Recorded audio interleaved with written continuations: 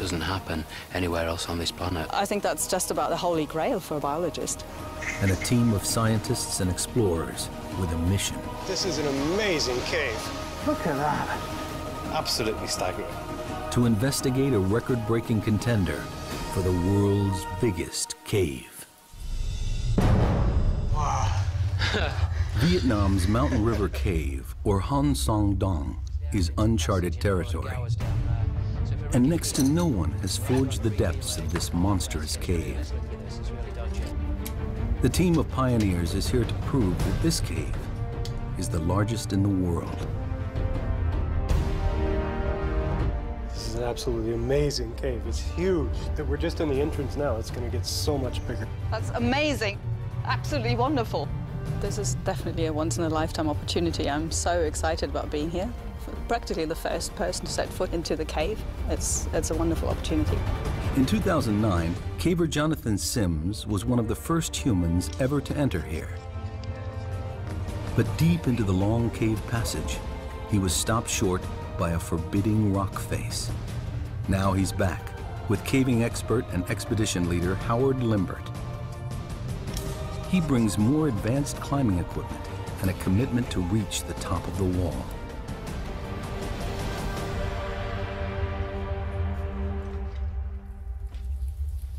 The expedition begins with a dangerous 328-foot rappel into the first massive cavern. British caver Howard Limbert has led 12 expeditions to Vietnam's limestone caves. This year's expedition into Mountain River Cave is especially dangerous because it's so remote. Anybody can fall, twist their ankle, break their ankle, that could happen. And if that happens, you know, then we've got a rescue on our hands. Rope free, Annette. German zoologist Annette Becher is anxious to enter the unique underground world within. Scientific opportunity and a caving opportunity as well at the same time. It's fabulous. Daryl Granger is here to unravel the mysteries of Mountain River Cave. He's a world expert in cave geology. If this is the world's biggest cave, he wants to know how it grew to such record-breaking size. It's like no other cave I've ever been to. Southeast Asia is famous for its limestone geology, dating back 450 million years. Many large caves litter Vietnam, but here within Ca Bang National Park, Mountain River Cave is certainly the giant among caves.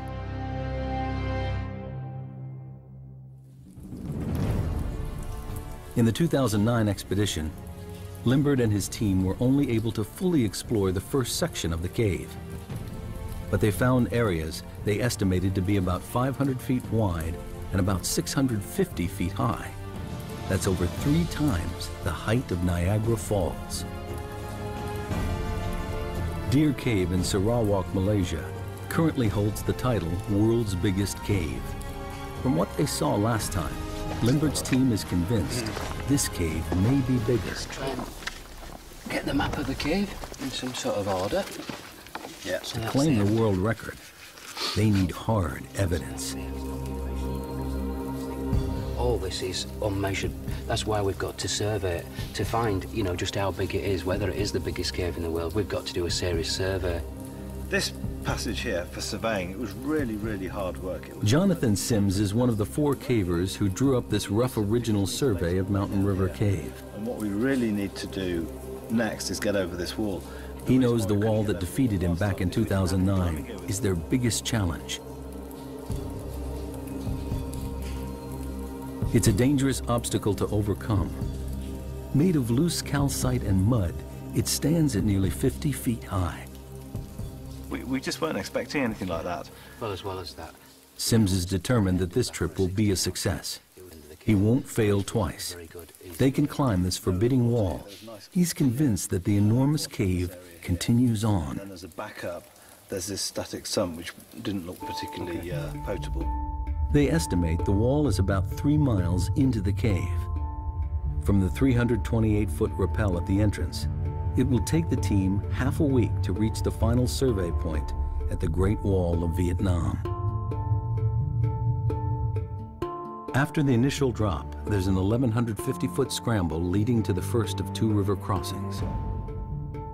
From here, the team needs to climb high, following the river through the natural valley of the cave. Then there's a descent down to a level sandy area and to the first of 2 dolines, collapsed holes in the cave's surface. The dolines and cave beyond are where Betcher hopes to find new life forms, and Granger, the secret of how the cave was formed. Then, through a narrow section, across the larger doline, and into the second camp. So far, the final part of the cave surveyed is the last quarter mile before the Great Wall of Vietnam. And then, it's into the unknown.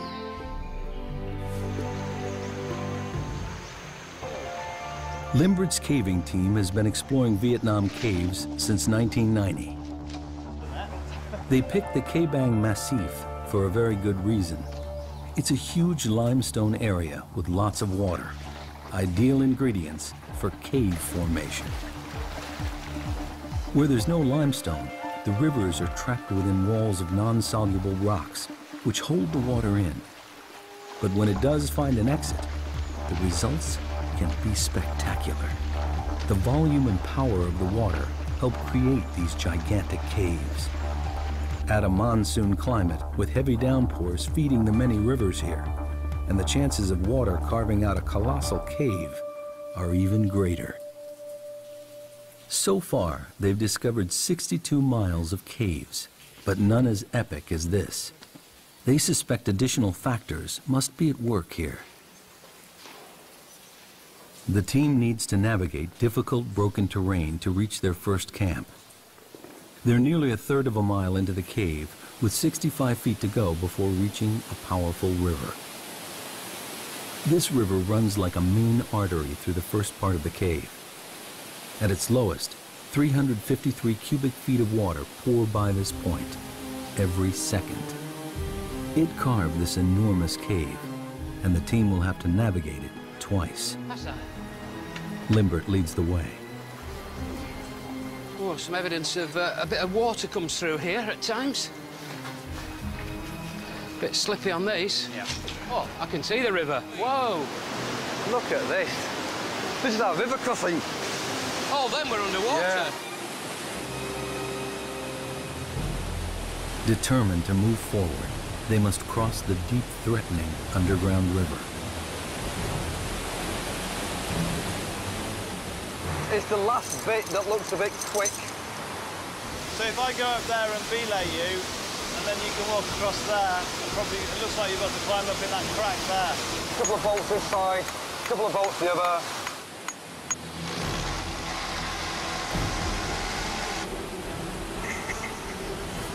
It's life and death, really.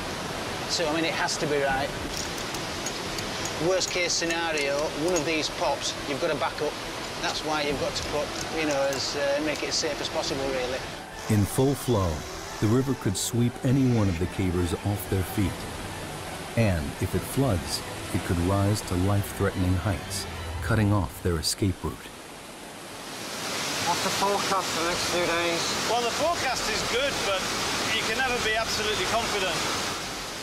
Limbert chose the timing of the expedition very carefully. It's the end of the dry season, so the river is low. But any unexpected tropical downpour could cause the river to rise dramatically in just hours. Let's do it!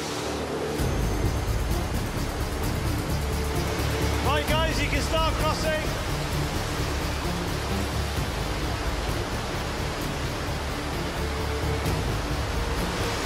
Next one.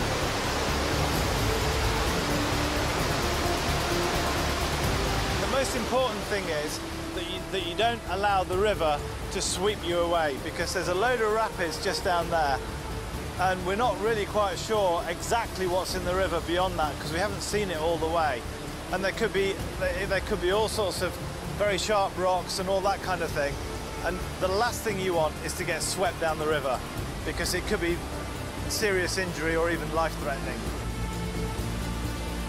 I'm actually quite nervous about river crossings because I'm quite a slight build, and I've been in flooding caves before where when you put your hands on something, your legs just get swept away from underneath you and you can't get them back down on to get footing. It is actually really, really dangerous.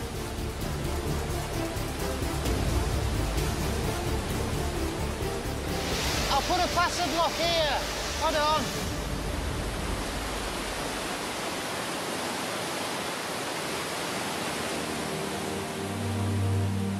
A major obstacle conquered. Daryl Granger can now start to really look around. You can see big formations, big stalagmites over there. Check that one out. This is an amazing cave. We came down those big slopes, we've come through the rocks, and we finally made it down to river level. So now we can set up camp here. We can start thinking about what we want to do next in this cave. The Titanic cave is theirs to explore. What is it that makes a cave so big? There's a lot of stories that we can learn from this cave. To claim the world record, Mountain River Cave needs to be consistently higher, wider, and longer than the current title holder, Deer Cave in Sarawak, Malaysia. When you're talking about largest caves in the world, there's no doubt there's some very, very long caves. And if you went on pure volume, many, many caves are bigger than this cave on pure volume. It's pure dimensions of a whole single passage like this that continues for 5 kilometers is pretty unique in the world. Mountain River Cave runs in an unusually straight line from north to south without any deviation. So let's get underway. Let's get started. Okay? Okay. Granger believes the water in the oldest section of the cave could offer an explanation as to why this cave is so enormous. Highly erosive, extremely acidic water rushing over pure limestone may be the answer. To confirm his theory, Granger needs to draw a sample. Okay, so right now I'm taking a pH measurement. I have a pH probe here. We have to leave it in the water for a little while to equilibrate. That'll tell us the pH of this water. pH levels range from 0 to 14. The lower the pH number, the stronger the acid. To be out of the ordinary, Granger is looking for a reading lower than 7, which is neutral. On the surface, tropical rainstorms flood the vegetation and seep down through the soil. Along the way, the water picks up carbon dioxide, which makes it acidic. High levels of acidity would make the water flowing into Mountain River Cave more effective at seeping its way through the rock. All right, so my pH should be finished now, and we have about pH 7.5. So that's pretty typical, maybe a little bit on the low side. The results of the test surprise Granger. The water here is not overly acidic. This can't be the explanation for the cave's epic size. There's something strange going on here, and finding the answer to this huge puzzle is his primary focus. Granger needs to dig deeper. The explanation could lie in the river's efficiency at eroding the limestone. To test this theory, he measures how much dissolved calcium carbonate there is in the water. This will tell him how much rock erodes daily. I'm going to add some acid in here until the liquid turns yellow. And then the way this kit works, I can just read off from the syringe how much calcite is in this water. One more drop. So now it's yellow. Okay, we've got it. We only have about 62 milligrams per liter.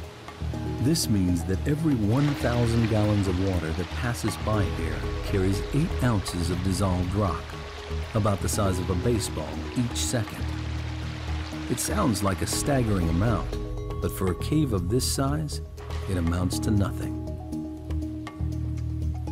Like the pH level, the calcium carbonate result is ordinary and unexceptional. It's exactly the result a geologist might expect to find in any limestone cave river. These results don't help Granger understand why this cave is such a monster. The answers must lie deeper within the cave.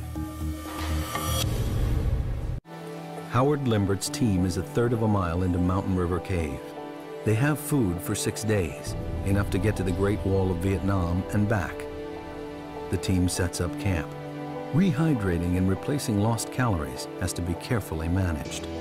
Geomorphologist Dr. Hugh Nguyen and biologist Dr. Tai Nguyen of Hanoi University also join Limbert on the expedition. Hopefully the other poachers will take all the other bags to our underground camp. This is a great trip. It's an amazing group. And everybody has pulled more than their weight. Annette Betcher goes deeper and further into the cave, looking for life. And like Granger, she's getting frustrated in her search. She is here to find undiscovered species, but so far only sees a barren landscape. It's a bit of a shame. I had great expectations, but with the wet flooding, I had to rethink basically my approach. The team is exhausted and settles down for their first night inside the cave. The next morning, they continue over half a mile further.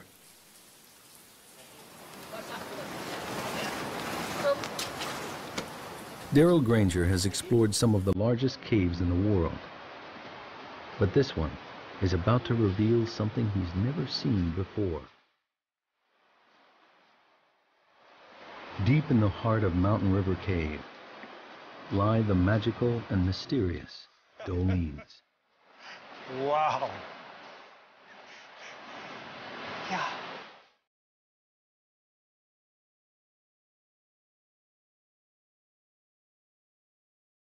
Here, the cave roof has collapsed inwards, allowing sunlight to flood in, connecting above and below ground with the vital ingredients of life, water and light. Man, this is the world's biggest cave. The rest of this stuff is just building up to it. That is amazing. That's 1.5 kilometers away. That is huge.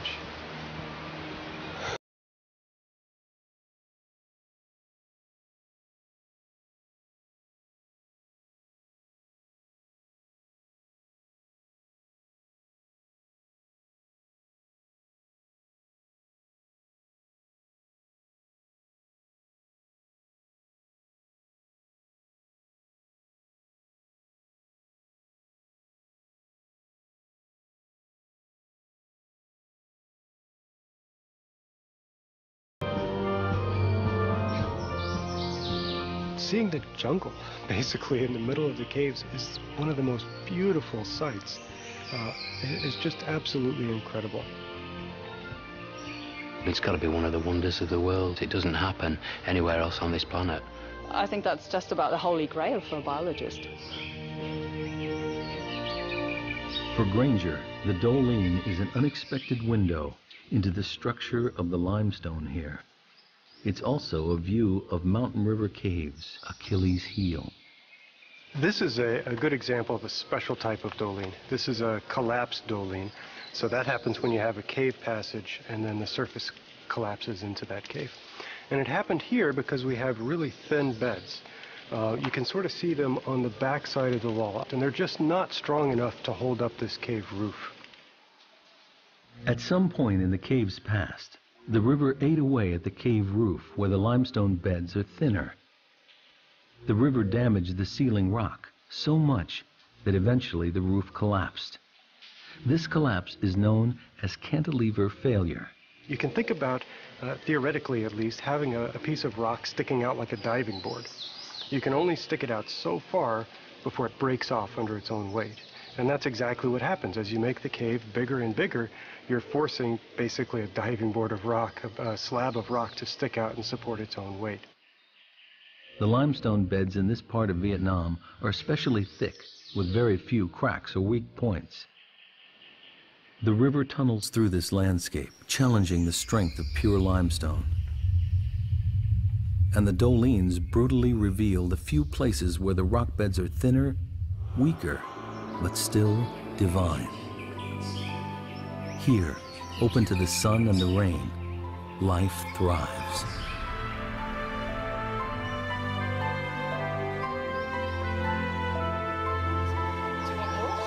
Dr. Tai Nguyen and Annette Betcher are the first to climb into the undergrowth.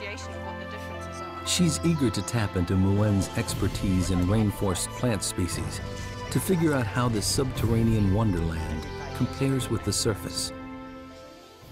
After disappointments in the first part of the cave, the Doong fulfills Betcher's expectations.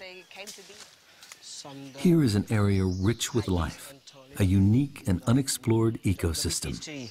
This is absolutely fantastic. It's a treasure trove for biologists. And everything that lives here has got here by complete chance. So birds have dropped seeds, plants have sprouted up. This species outside is evergreen. Okay. Yes. Right. But here it's fall down the leaf in the winter, I think so. Okay, so you think it's evergreen outside, but it's deciduous in here. And so the young leaves are those, the red leaves? Are those young leaves? Okay, right. Betcher had hoped to find new species of plants evolved to flourish in this strange underground world. But Nguyen doesn't see examples of unique evolution. Instead, he thinks the plants in the Doong are showing extreme adaptation. It's a process known to biologists as phenotypic plasticity. In particular in plants, their outer form is very variable. They can adapt themselves very much to their environment. So there could be two plants that are perfectly the same species, have the same DNA, but because they're in a different environment, they actually look quite different. That's the plasticity bit. So I think we're seeing an example of spectacular phenotypic plasticity. Unique adaptations appear throughout the Doong. In the tropics, trees are usually evergreen due to the absence of seasons. But down here, they're deciduous, with sparse foliage and narrow trunks. Dr. Nguyen theorizes that this is how the trees adapt to the comparative lack of water, shortage of light.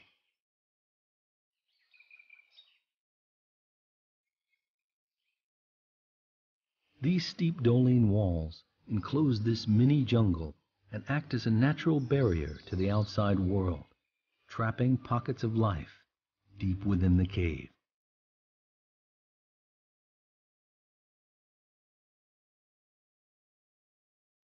Betcher looks for soil thick enough to lay some surface traps.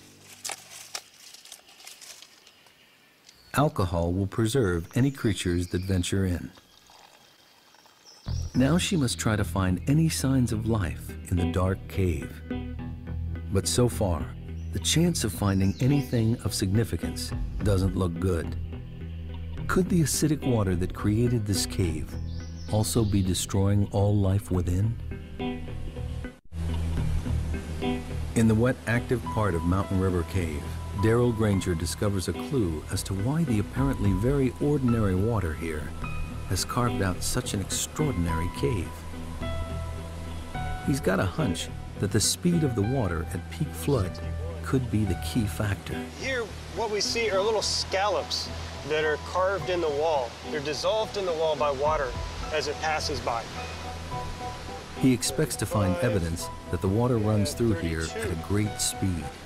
The faster the water goes by, the smaller the scallops. So if we see big, giant scallops, they can be, up to 1 meter across. That's very, very slow-moving water. Here, they're about the size, they're about 1 inch across, a couple of centimeters across. From the size of the scallops, Granger can also figure out what's known as the Reynolds number, a crucial measurement that tells him how turbulent the water is. Like the acidity test earlier, the findings here are very average and offer no clues as to why this cave grew so big. He calculates that the water here travels at only 3 miles per hour, a totally ordinary velocity for any river. Although Granger's drawn a blank on his quest, he might still be able to help Betcher on hers. He considers the chronology of the cave's life. I think what happened is the first Doong collapsed, and it's acting like a big dam right in the cave. Right. We pass that Doong, and suddenly everything dries out. We don't see the sand. Becomes more normal. becomes more of a normal, less active cave. And that's where the wildlife comes in, because Right. if it doesn't get flooded out every 10 years or so, it has time to evolve. For Granger, the formula for how Mountain River Cave grew so big remains a mystery. This area has the right ingredients for a big cave. Unusually large beds of pure limestone and heavy monsoon rains feeding a deep river. But the water's speed and turbulence doesn't reveal anything, and Granger is almost at a loss. Aye! The surveying team looks for answers too. Aye! That's probably a 500-metre echo. So if we ever push in a cave and you get to end of a cave or end of exploration for a day, we often give it a big oi just to see if it's still continuing, and we know we can turn around and come back to another successful push the next day. A bit further, Jonathan. For this expedition, they need to use a more sophisticated way of measuring the cave's size. Cave surveying used to be a primitive process where everything was done by hand. Now, digital laser readings cut out the tedious legwork and provide precise measurements.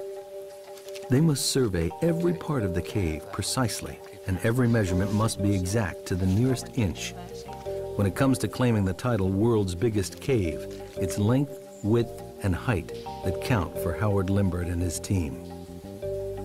The laser sends a beam across to a designated point called a survey station, which Sims marks with a small light disc. They measure distance, height, and angle. It's painstaking work. 29.9 minus 3, 0.99. Left's 8. The laser beam picks out the highest point in this section of the cave. It measures 328 feet high. The Statue of Liberty could fit in here quite comfortably, with room to grow. The widest section surveyed so far is 338 feet across. This passage continues for another half-mile. Enough room for a small plane to fly through, or even a whole display team. Very good. So if we go back to the original station, and then we get some legs straight down there. Okay. Can you shine your target? Shine on your Limbert target. believes this cave is consistently longer and wider than Deer Cave, but he needs to find the highest area. Just up a bit, Jonathan. Light on. They're now over 2.5 miles in, and Deer Cave still holds the title of the world's biggest cave. Hope lies beyond the wall, but they have just 3 days left to survey, and there's a problem mounting. While the Dolines bring in light, they also allow weather from above to seep down into the cave. Jonathan, Come a bit closer. please, we've got a problem with the clouds now. It's extremely accurate if there's no cloud in the way, which there is in this case across the far side. So this is one thing that does make it difficult. One of the peculiar hazards of surveying in a cave this size. The poor visibility means the team must stop the survey. It's a paralyzing setback. They're running out of time to get to the end of the cave. Time is running out to survey Mountain River Cave. Howard Limbert makes a tough decision. He sends his 2 best climbers, Sweeney and Clark, ahead to set the rigging on the treacherous Great Wall of Vietnam, so the rest of the expedition can follow tomorrow.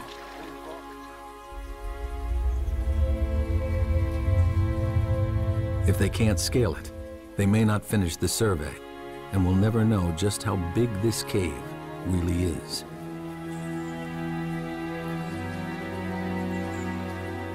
In 2009, the explorers estimated the forbidding wall to be nearly 50 feet tall. Now, Clark and Sweeney think it's much bigger, estimating 200 feet, nearly the height of a 20-story building. They have the gear for the challenge, but the wall is going to be a longer, more dangerous climb than they expected. Geologists call this a flowstone, rock made weak and fragile by water dripping from the ceiling. The first 15 foot is this, which looks very good, but if you...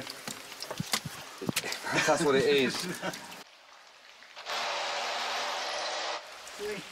This wall could be the mission's downfall. That's just mud and gravel, is that? Ouch. It soon becomes clear this cave is not going to give up its secrets without a fight.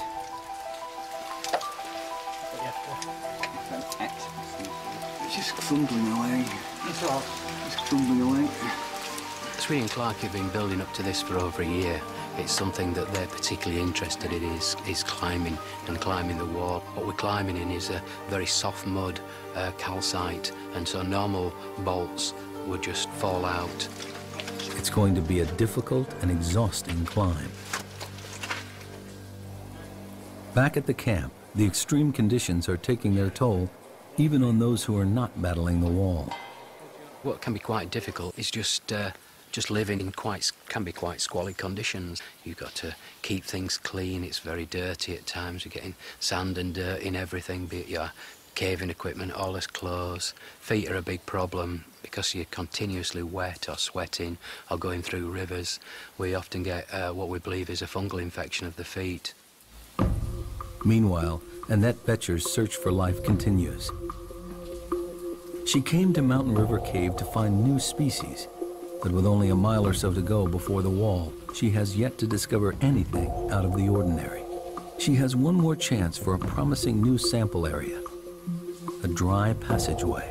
That's where the opportunities are with this fantastically big cave. So I can go into those and look for those tiny critters that will be evolving in their large, dry side passages in their alcoves. Regular flooding in large parts of the cave means that it's difficult for new life to gain a foothold. But in these dry alcoves, Boettcher thinks she may find isolated species which have had time to evolve and flourish in complete darkness.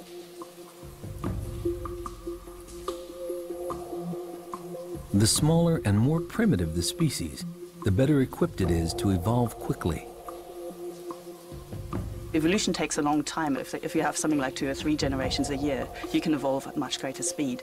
And mammals don't tend to have those generation times, so a white blind bat in the cave is unlikely. Because of the cave's sheer size, species can easily get cut off from each other. In isolation, Boettcher believes it's possible for weird and wonderful offshoots to evolve. Oh my word, look at these. Zoologist Annette Boettcher finally strikes gold in Mountain River Cave. This is the first white woodlouse that I've seen ever in the cave. On the surface they would be dark colored, probably dark gray, slate gray or black. This is not something I expected to find here, so I'm very pleased. Come on. I'm almost 100% certain that this is a new species. And the reason being is that to have a new species, you need isolation, geographical isolation, but this is a pretty isolated place. They look different. There's nothing nearby that I've seen that's got no pigmentation. It's a woodlouse, all right, but it'll be a new species of woodlouse, and it'll be specific to Hang Song Doong. It's about as good as it gets. It's a fantastic discovery for Boettcher. A species that has adapted to its environment and survived the great floods of water that helped create this cave. Well, there's absolutely no chance that anybody's ever seen these creatures before, and that's what really excites me. It's a wonderful discovery. The woodlouse is a clear sign for Boettcher to what's happening here. In the cave, the key to adaptation is being able to keep up with the ever-changing environment, and the organisms that most successfully adjust to the prevailing conditions have a better chance of survival. When I set off, I had actually fairly low expectations. So finding the white woodlouse is much better than I expected. I'm very excited about it. The woodlouse's evolutionary path has enabled them to survive and prosper in an environment never seen anywhere else. I would expect new cave species probably to be pigmentless, so looking white to us and be blind. I don't think that the woodlice we found are blind. They seem to have rudimentary eyes, and they can certainly sense light. So they are adapted to the cave environment. They just haven't gone the full way yet, so there's room for them to evolve more. And the next step would probably be for them to lose their eyesight. A once-in-a-lifetime breakthrough, Becher discovers new life within the Doong. A breakthrough in evolution attributed to the awesome scale of this lost world. Back at the camp, time is running out.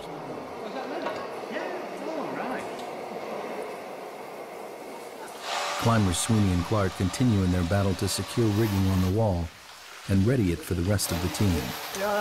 If they don't succeed, the team can't complete a definitive survey. Limbert and the rest of the party wait nervously for news.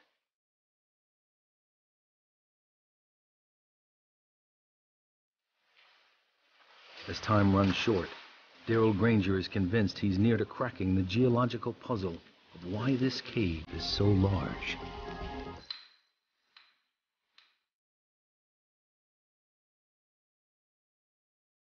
Huge volumes of water, pure limestone, and a tropical climate are important factors. But it's not enough to explain why this cave is so big.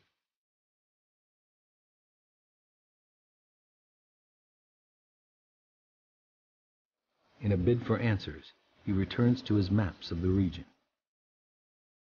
So this is a digital elevation model. It shows the area that we're in, right in here. This is the Kabong National Park. Granger suspects the critical evidence lies in the cave's geography. He spots an old fault line on the map. It seems to mirror the underground route plotted by Mountain River Cave. This could be the answer he's looking for. You know, the real light bulb moment is when I saw the fault line, and then everything kind of clicked. What I noticed are these straight lines in here. They go due north and south, and remember the cave here goes north and south. And I realized we're right on that fault right there. That's exactly what formed this cave. There's that same fault right up there. Once, a river ran where Mountain River Cave exists today. There was a deep vertical crack in the Earth's crust, a fault. Eventually, the river water eroded the limestone and went deep underground. Once the water filled the fault and found the exit, the river started to erode the rock along the crack, and a gigantic cave was born. But there's another key factor. The fault was narrow. When the water began to carve this mega cave millions of years ago, the narrow shape of the fault fortified the cave. The reason the caves fall apart, the reason they break down, is often because they get too wide and the limestone roof can't support that long a length. Here, the straitjacket of the geological fault restricts the cave's width, reducing the possible risk of collapse and allowing the cave to continue to grow in a straight line. The fault is very vertical, and that has also influenced the cave development and helped turn it into what's probably the world's biggest cave. And that's because the walls are perfectly vertical. They're nearly vertical here. And so the cave is very, very tall.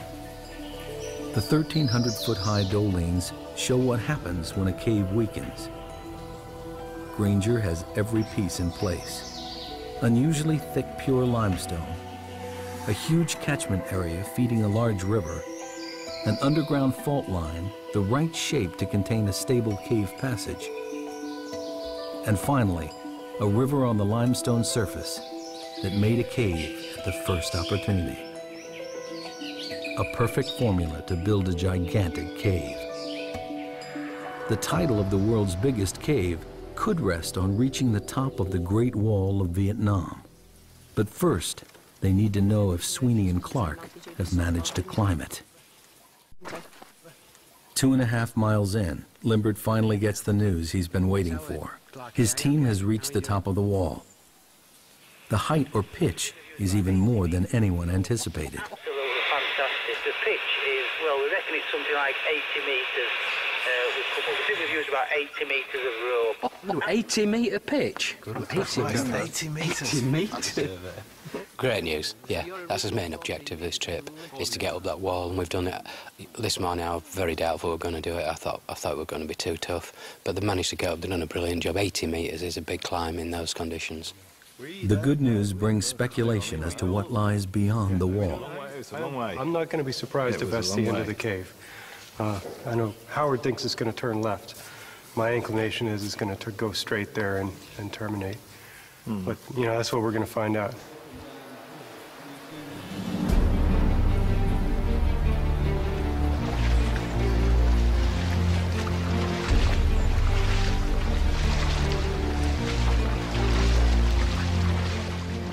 The final hurdle now awaits Limbert and his team as they push on to join Sweeney and Clark at the Great Wall of Vietnam. It took almost 2 days for those guys to bolt up there. It's very fragile rock, so you need to be very, very careful. They've done a great job. The greatest feeling was one of relief, which perhaps indicates how serious a climb it has been. You're standing up there and you're looking down and all this, and it's absolutely tremendous. The team finally arrives at the wall. It towers above them. This is what they've been working for, their ultimate destination.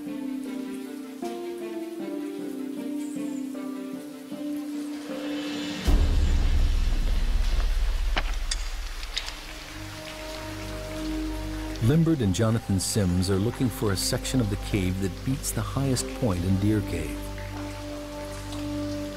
They haven't found it yet.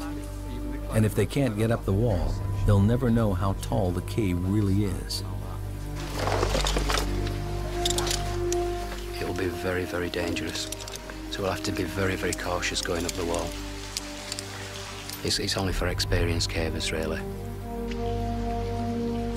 Limbert makes a difficult decision. Only the surveying team will go up the wall. It's too dangerous for Granger and the film crew to follow. And this is it. We're about to go up and push into the unknown, as they say. Who's going up first, then? Sweeney.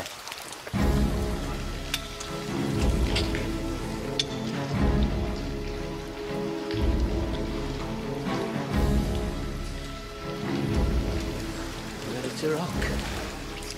You just have to hold a bit of tension for the first bit, like that. We're all on tenterhooks waiting to get over this wall to see what's next. Yeah. The film crew rigs one of the cavers' helmets with a camera to record the climb. Okay, left a bit, down centre of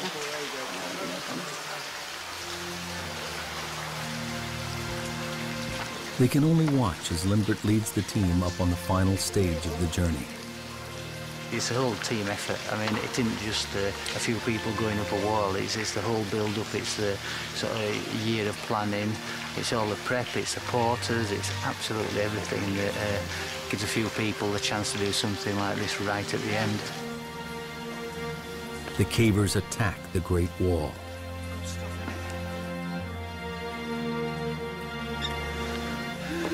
Absolutely fantastic. This is something else, is this? Look at that. They have succeeded in the most difficult part of the expedition. The Great Wall of Vietnam. This huge flowstone, nearly the height of a 25-story building, is conquered at last. But the elation is quickly followed by disappointment. As Granger suspected, Mountain River Cave ends here. An exit to the outside jungle lies just 984 feet beyond the wall. With no more cave to survey, the team gathers the final measurements from the top of the wall to the ceiling. The highest point in Deer Cave is 574 feet.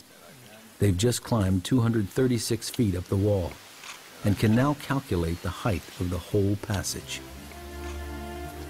45.8. Sims reads the final crucial measurements. 188.